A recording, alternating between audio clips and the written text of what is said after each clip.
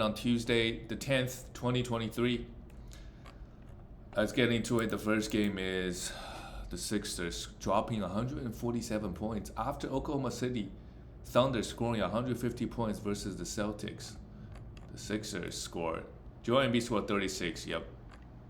Shouldn't be a surprise because Nolan Noel is guarding him, right? They had all the big bodies are missing. You have Jalen Duren out due to an ankle issue. You have Isaiah Stewart out for rest purposes.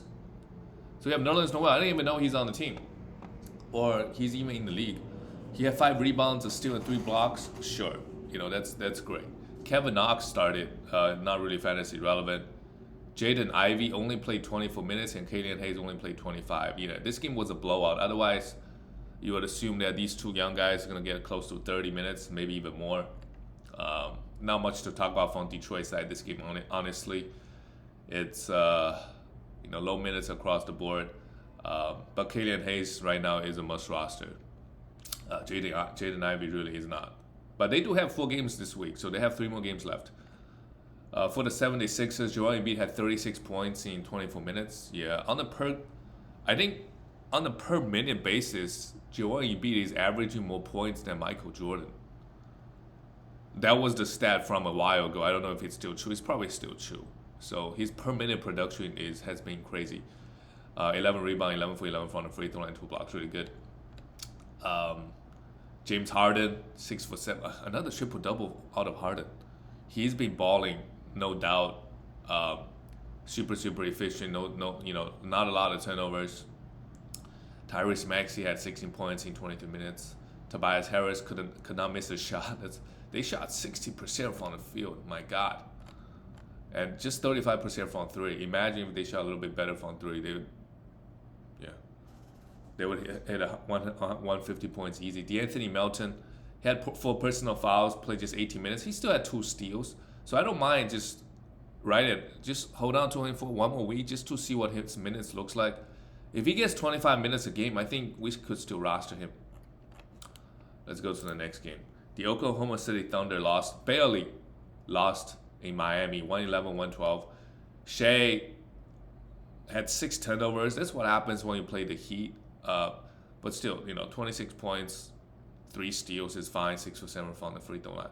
Josh Giddey had a huge game, a triple-double, 15 rebounds. That's what we want to see more out of Josh Giddey. Turnovers is going to be an issue for him, the efficiencies, but the rebound, the assists, right, should always be there. And, he can get some steals and blocks as well. They started Eugene at the center, played just 60 minutes. He's not really fantasy relevant. The one guy with all the injuries going on, like Kendrick Williams is the guy that I would like to stream, right? 25 minutes of him, if they got a back-to-back, he can provide in so many different categories. Jalen Williams is a must roster. Played 32 minutes, had 2 steals and block again. The defensive stats just keep coming in. Is he ranked on the season? He is ranked, but ranked very low. 164th ranked player. On the season, he's shooting 50% and averaging 0.9 steals and 0.5 blocks. Sure, I think give him 33 minutes, he's going to get over 1 steal and over 0.5 blocks a game. His ranking is a bit low because, he's not really hitting his free throws, and he's turning the ball over a little bit. Okay, 1.6 is okay. Lou Dort continued just to miss a lot of shots. For the Miami Heat, Jimmy Butler is able to play, had a huge game, 6 for 17 from the field, but 23 free throws. 23 for 23. That's the best free throw performance of the year, for sure. Huge boost to a free throw. 4 steals and 3 blocks as well, 7 rebounds with 4 assists. Well, what a game from Jimmy Butler. With all the other guys out, actually, so it kind of makes sense. With all the guys out, Max Juice will be a good streaming option. Right, hit 4 threes with 22 points. Victor Oladipo, even with Tyler Hero healthy, he needs to be picked up. He's gonna have some efficiency issues, but again, 19 points, 3 threes, and 2 steals, 4 rebound and 4 assists is really good. He's gonna have some efficiency issues, but I think he does have a lot of upside, due to his defensive stats. Let's go to the next game. The Charlotte Hornets lost to the Toronto Raptors 120-132. All right, PJ Washington, Jalen McDaniels, both guys getting around 30 minutes, so that's good. Mason Plumlee continues to put up numbers. 9 for 10 from the field, that's huge. 7 rebounds, 3 assists, 21 points. Who would have thought that? He's really putting up some numbers in Charlotte. Terry Rozier, finally a good game, but it doesn't matter. They still lost to the Toronto, because Toronto scored 132 points. My God. And LaMelo dished out 14 assists with 4 threes. The counting stat for LaMelo Ball this year, it's been really good, but the efficiency has been a huge issue. But if you pound the field goal with LaMelo, I think you can't be too mad about the counting numbers ever since, just hope he plays all the games and stay healthy. Jalen McDaniels is the must roster on this squad without injury. Kelly Oubre Jr. is going to be out for a long time, right? PJ Washington, same thing. And Dennis Smith Jr. in 24 minutes had 6 assists and 3 steals. If you need assists and you need steals, Dennis Smith Jr. could be a good streaming option. For the Toronto Raptors, OG Anunoby played 30 minutes. Surprisingly, no steals this game. He is leading the league in steals. But now in this game, Scotty Barnes had 5 rebounds, 7 assists. Again, overall this year has been disappointing. He needs to put together like 5 or 6 nice games in a row for his rankings to go up. Pascal Siakam had 28 points, 8 rebounds, 7 assists with 2 threes. Sure, I think the free throw is probably his biggest issue, but the numbers look pretty good. And he started at the center. So the Raptors this game, they just started, they went small, right? Playing Siakam at the center. That means Gary Trent Jr. is back in the starting lineup and playing over 30 minutes. Played pretty good game, 8 for 8 from the free throw line, hit 4 threes, 2 steals and a block. Hopefully he stays in the starting lineup and play 30 minutes. Because if he's coming off the bench playing 25, I don't think he's a must roster if that's the case. Fred VanVleet, 3 for 10. Yeah, something is off with him this year. 8 assists and 7 rebounds is nice, but just 11 points and no defensive stats. A guy that's been disappointing. And I mean, he's been producing the last 3-4 years. He's at that top 20 every single year. I mean, this year he's not too far off, but he's just not as good as he.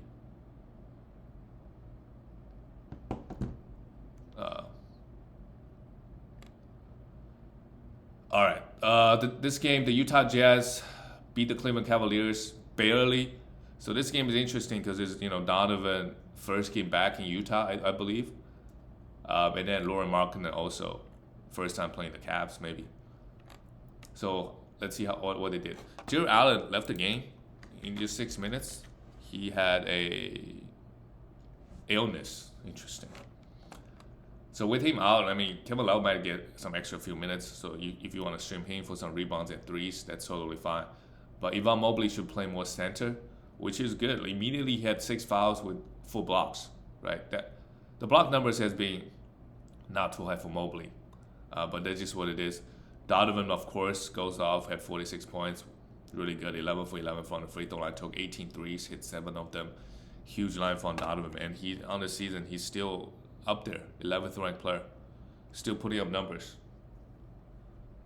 Darius Garland, 21 points, 6 assists, and 5 rebounds with 1 3. Caris LeVert played 37 minutes as well with Jared Allen out, but what does he really give us at this point of his career? He used to be good, putting up some defensive stats on counting numbers, but right now, unless they got a back-to-back, I wouldn't stream him. For the Jazz, Malik Beasley is in the starting lineup. Yeah, I mean, Kelly Olynyk was out, and they just started different lineups. I think with Kelly Olynyk, Lauri Markkanen plays the 3, right? And then we have Jared Vanderbilt at the center. With him out, they just switched it up completely. They have also, I think the Cavaliers got a big lineup. Maybe that's why they started Kessler. I think starting, it's weird. But Kessler got 30 minutes, which is good. Had 11 rebounds, 6 offensive. So he's doing well. He's contributing, and a block. Vanderbilt, we're not gonna drop him yet. It's just one game. He came off the bench and played 17 minutes. And Lauri Markkanen, of course, struggled a little bit offensively with his efficiency, but 16 rebounds, 25 points. Went to the free throw line 14 times. His breakout season continues. Jordan Clarkson, yep, he's been scoring a lot, hitting a lot of threes, but doesn't really provide anything else. But he's a must roster. And Mike Conley, yeah, he gets nothing else really at this point. It's just the assist. I would really try to sell him to a team that loves the assists he's providing. I'm not going to drop him ever because the 7 assists he provides is too valuable. You're not going to find that. The next game was a surprise. The Suns, they were without CP3, they were without Devin Booker, they were without a bunch of other guys as well. Like Landry Shaman was out. So they started doing Washington Jr. Came in, played 27 minutes, had 5 threes, 21 points. Pretty good. We should look to stream him if Shaman continues to be out. Torrey Craig, we could stream him. Had 14 rebounds and 2 blocks. Big game, 2 threes. Dario Saric. These guys all become interesting, right? With all the guys out. 35 minutes of Dario Saric being like the second option. I don't mind streaming him. He had 19 points, 9 rebounds, 7 assists, and a steal. Oh, not bad. Mikal Bridges, sure, that makes sense, right? All the guys out, he's got to be the first option. And Damian Lee went to the free throw line 14 times. This is just a weird game, right? You have, guys coming in. Just Damian Lee, that's got to be a career high for him. Go to the free throw line 14 times. But for the Suns, I think, in the short term, a couple guys we could stream: Dwayne Washington Jr., Damian Lee, Dario Saric, Torrey Craig. They have so many injuries at the moment. DeAndre Ayton is also out. For the Warriors, a bad loss. First game for Wiggins, well, not the first game. It's good to see Wiggins back, and wow, what a game. 5 steals and 2 blocks. Had 5 offensive rebounds as well. Struggled offensively, but this is overall very good fantasy line. Oh, Curry is also back. Wow, that's really fast. Draymond, 12 rebounds, 6 assists, 3 steals. That's a bad loss for the Warriors at home. Kevon Looney with Draymond back with the full squad plays just 21 minutes with 8 rebounds. Klay Thompson still took 24 shots, and Curry took 22. Both guys had an okay game. I would try to sell Klay high, to be honest. And same thing with Jordan Poole. Even though both guys had a good game, 29 points and 27 points respectively, but I look to sell both of them because we know how they were playing before Curry got injured. The next game, the Orlando Magic beat the Blazers.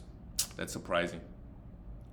Franz Wagner went off 29 points with 2 steals and 2 threes. Pretty good. Pablo Banchero, the defensive stats keep coming in. The free throw is the main issue, 5 turnovers. You can't be too mad about that. 3 steals and a block. Banchero, Pablo, his ranking is gonna be really bad because he's 144th ranked player. But if you're pounding free throws, try to free throw, and he's shooting 43%. That's also a bit low. 2.9 turnovers. So those 3 efficiency categories is really hurting you. But 21 points, come on, that's really good. 7 rebounds is also good. A steal and 0.5 blocks. They're not too crazy, but average. But the points, the rebounds is hard to find. Wendell Carter Jr. 20 and 10, really good. He's a must roster. Markel Fultz is a must roster. 7 for 8, 7 assists. 7 for 8 from the field, 7 assists, and still 18 points. And at the moment, Cole Anthony and Jalen Suggs, they're not getting the minutes. So that makes Markel Fultz must roster. He played 36 minutes. Also played really well. And Bobo and Mo Bamba, they just didn't play this game. Because when you have a Damian Lillard on the other team, sometimes when you put these bigger guys out there, it's a risky proposition.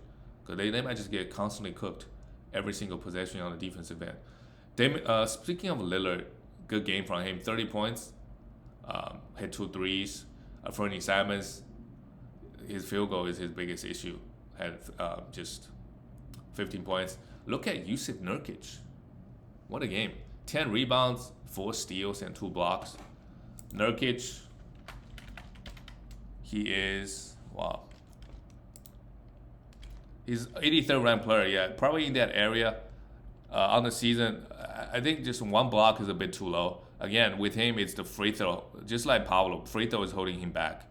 He is shooting 67% on 4.3 attempts. But if you're pounding free throws, I think he's giving you great value. Jeremy Grant, also, wow. I mean, all these Portland Blazer guys, they're just putting up numbers. A lot of defensive stats this game. as well, but somehow they lost. They got a lot of defensive stats. Jeremy Grant had 1 steal and 3 blocks, 16 points. Pretty good. Josh Hart, 13 rebounds, 5 assists, and 2 steals.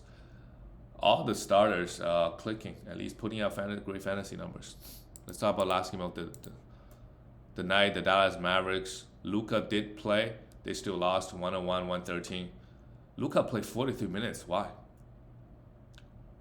Spencer Dinwiddie played 40.